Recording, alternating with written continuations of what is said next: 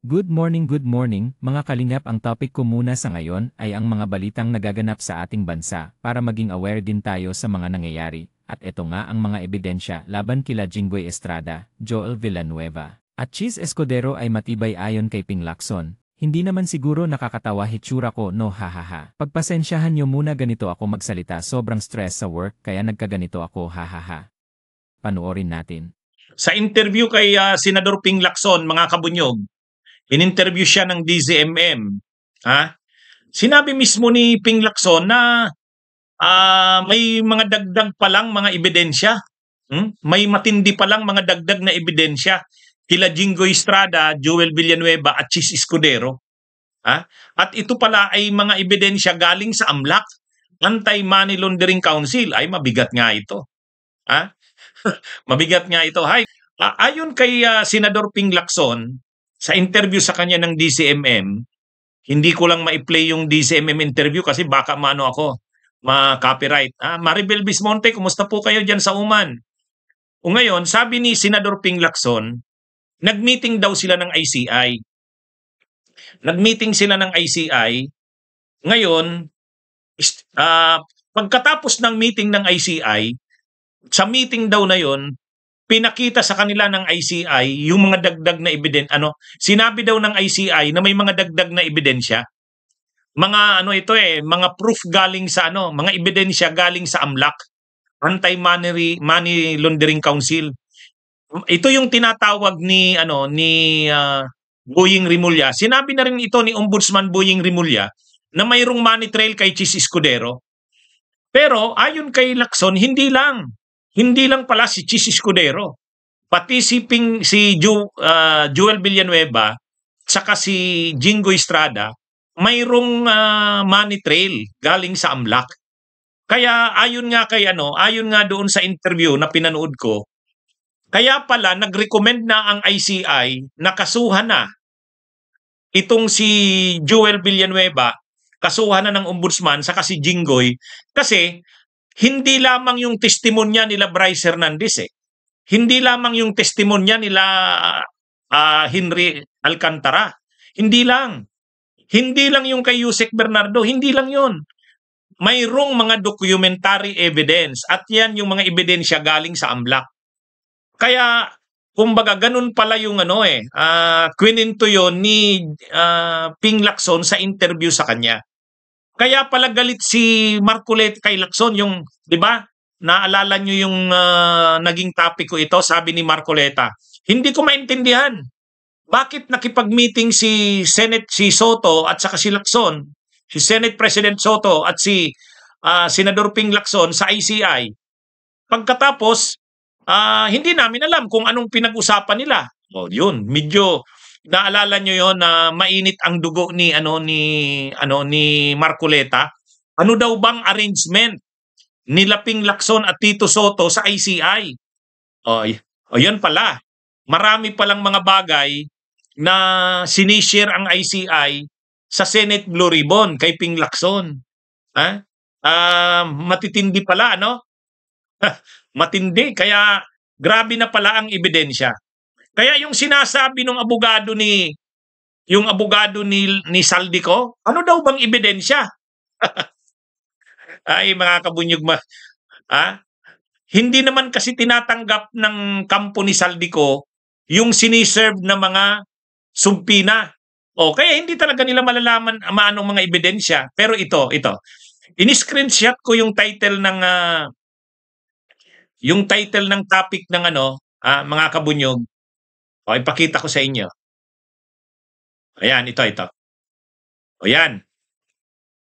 Ayan, mga kabunyog, tingnan nyo, Ayan, Senador Ping Lacson, nasa linya, Senate President Pro Tempore.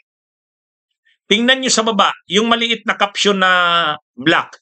AMLC, may money trail sa anomalya sa flood control, Lacson. Yan, DZMM yan. DZMM. Ayan, tingnan nyo sa taas. DZMM Teleradyo. Hindi ko lang pwedeng i-play kasi makaka-copyright na naman ako. Pero Pinanood ko yan para wag kayong mag-alala. Ang mga sinasabi ko ay galing diyan sa ano na yan. Ayan oh, AMLC, may money trail sa anomalya sa flood control. Lacson. Oh. Kasi sabi ni Ping Lacson, briefing sila ng ano eh, briefing sila ng ICI.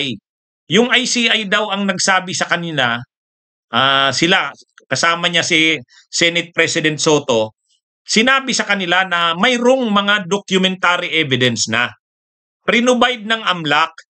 Ito kasing AMLAC, Anti-Money Laundering Council, alam nito ang galaw ng mga pera eh.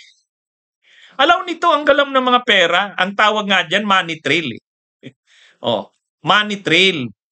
Kumbaga, posibleng nung yung mga panahon na sinabi ng nagko-corroborate kasi yung money trail doon sa testimonya ng mga testigo, yung mga whistleblowers. Halimbawa, sinabi ni Alcantara, 'di ba? Nagdala daw siya magkano 'yon? 120 million o 150 million doon sa bahay ng mga Villanueva sa barangay Itugo ba 'yon? Itugo, Bukawi, Bulacan. Ibinigay nila ito doon sa tao ni Villanueva. Ang pangalan Peng, alias Peng. Doon niya ibinigay yung pera.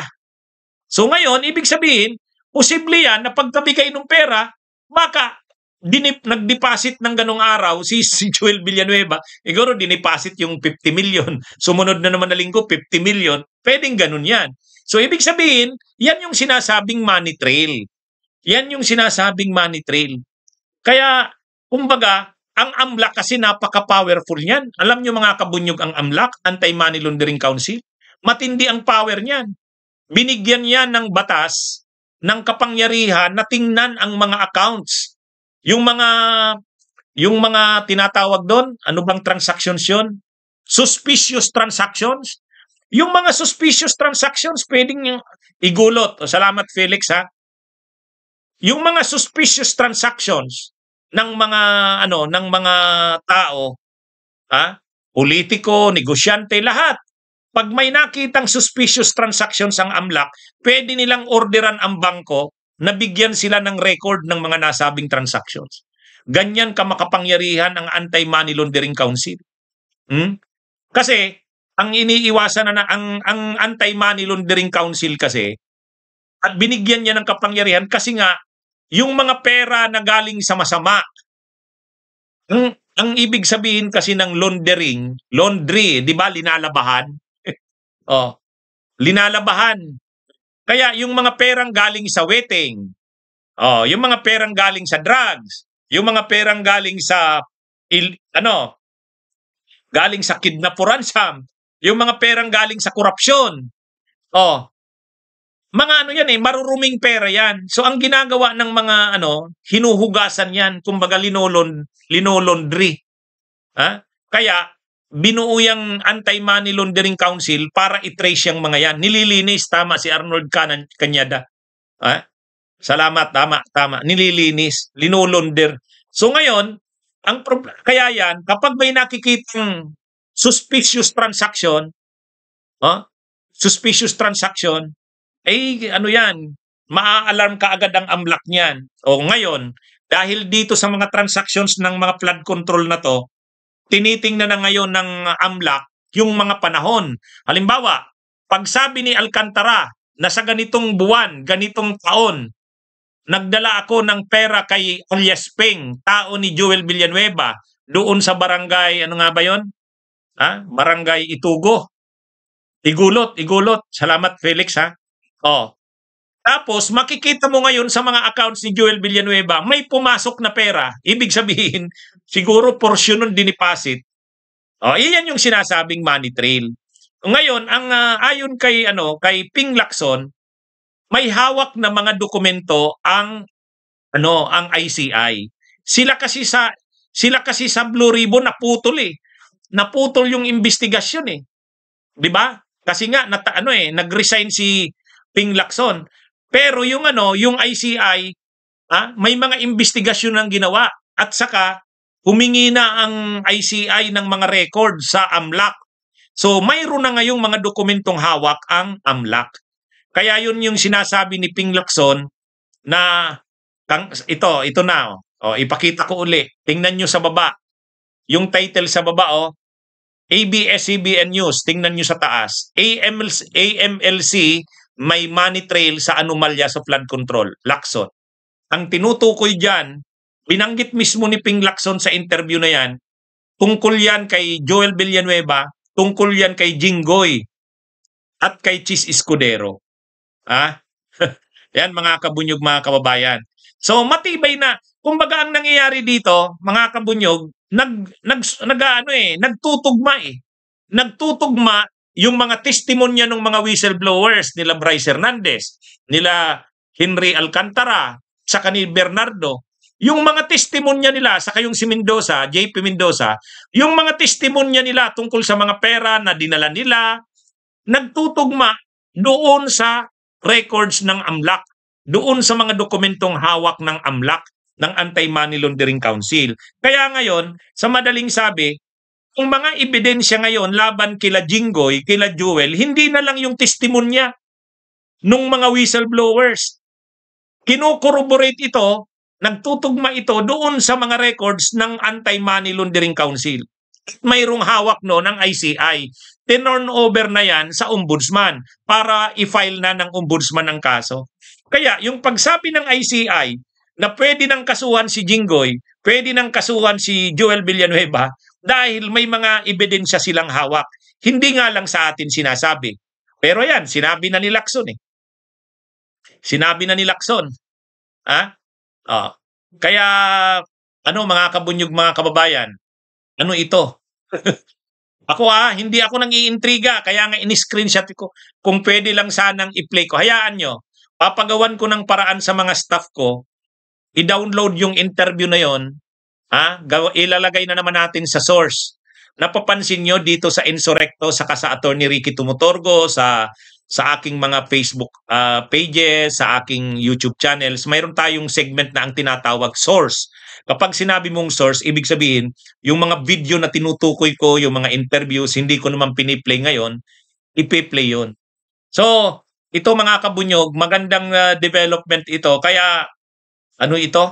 Kaya yung sinasabi ng abogado ni Saldico, na wala daw ebidensya, sos, ito na. Ito na. Kaya, lang to mga kabunyog, araw na lang ang binibilang, ipafile na yung mga kaso dito kila Jinggoy, kila Joel Villanueva. Kasi nga, ito mga kabunyog, mga kababayan, ang ebidensya laban sa kanila, hindi lang yung mga sinumpaang salaysay nila Bryce Hernandez, Alcantara, nila dating DPWH Yusek Bernardo, hindi lang yon, kundi yung mismo, yung records ng AMLAC. Yung records ng AMLAC. Mabigat yun. Mabigat yun.